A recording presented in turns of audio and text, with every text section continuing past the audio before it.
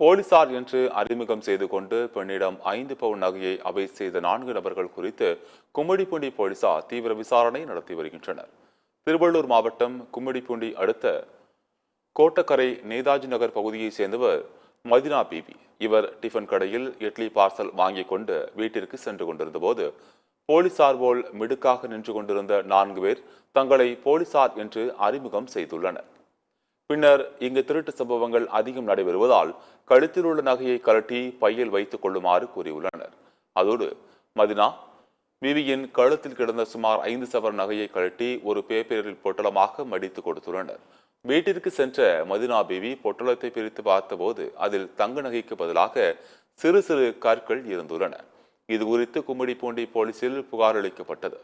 சம்பவம் நடைபெற்ற இடத்திற்கு விரைந்து சென்ற போலீசார் அப்பகுதியில் உள்ள சிசிடிவி கேமரா பதிவுகளை ஆய்வு செய்தனர்.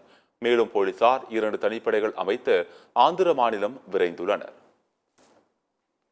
இந்த நேரத்துக்கு நான் இட்லி வாங்க போனேன்னா இட்லி வாங்கிட்டு வரும்போது ஒருத்தவங்க நின்றுட்டு கூப்பிட்டாங்க. இங்கே வாங்க ஒருத்தவங்க உங்களை கூப்பிட்றாங்க பார்க்க அப்படின்னு சொன்னாங்க.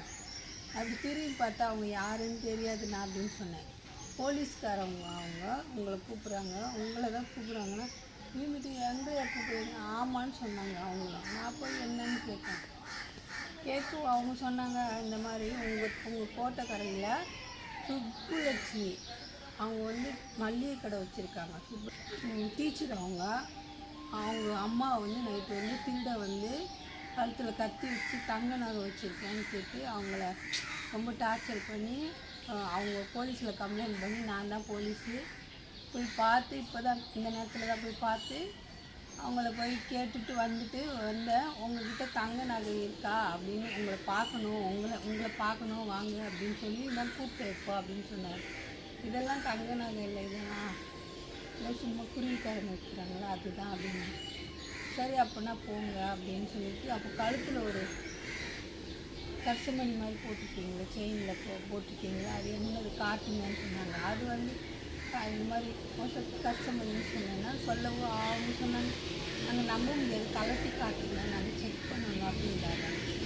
சொன்னேன் சரி கலட்டி பாருங்கண்ணா இந்தாங்கண்ணான்னு பார்க்கணும் கொடுப்போம். அவர் பார்த்துட்டு சரி இது பயிர் கூட வச்சுங்க அது உள்ளே போட்டுக்கோங்க அப்படின்னு சொன்னார். வாய்க்கு சின்ன பையன் மாதிரி இந்த ஒரு பேப்பரை எடுத்துகிட்டு வாங்க அப்படின்னு சொன்னார். பேப்பரை எடுத்துகிட்டு அவங்க கொடுத்தானா கொடுக்குவான். பேப்பரை இப்படி தூக்கி நான் இப்படி செயினில் கொடுத்தேன், இப்படி பேப்பரை காட்டினாண்டாள். பேப்பரை இப்படி தூக்கி இப்படி மடிச்சாண்டாள். நாஸ்டாக்குள்ளே போட்டு நல்லா 3 முடிச்சு போட்டு நல்லா இருக்க கட்டினாண்டாள். அந்த போலீஸ்காரன்னு சொன்னார்ல அவர் கேட்டதில் இன்னொருத்தெல்லாம் கட்டினதால் இருக்கட்டும். நான் அங்கேருந்து விழுந்து வீட்டுக்குள்ளே போயிட்டு இந்த வாசல்கிட்ட போயிட்டு திறந்து பார்த்தா இது நல்லா இருக்குமா வச்சு பல்லு போட்டு கடிச்சு அந்த கவர் கிட்னி கவர் கருப்பு கவர் பல்லு போட்டு கடிச்சு திறந்து பார்க்குற வெறும் மண், இந்த மாதிரி மண் கருப்பு கருப்பு இந்த ரோட்டில் ஜல்லி போடுவாங்களா,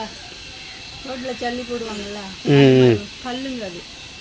நான் திடீர்னு இறங்கி போய் இவங்ககிட்ட எல்லாம் சொல்லிட்டு இந்த மாதிரி செயினை வாங்கிட்டு வெறும் கல் வச்சுட்டு போயிட்டாங்க அப்படின்னு சொன்னேன். என்ன போலீஸ்காரர் ஒருத்தர் வண்டியில் கூப்பிட்டு இவங்க கேட்டார் இதெல்லாம் என்ன நடந்துச்சு.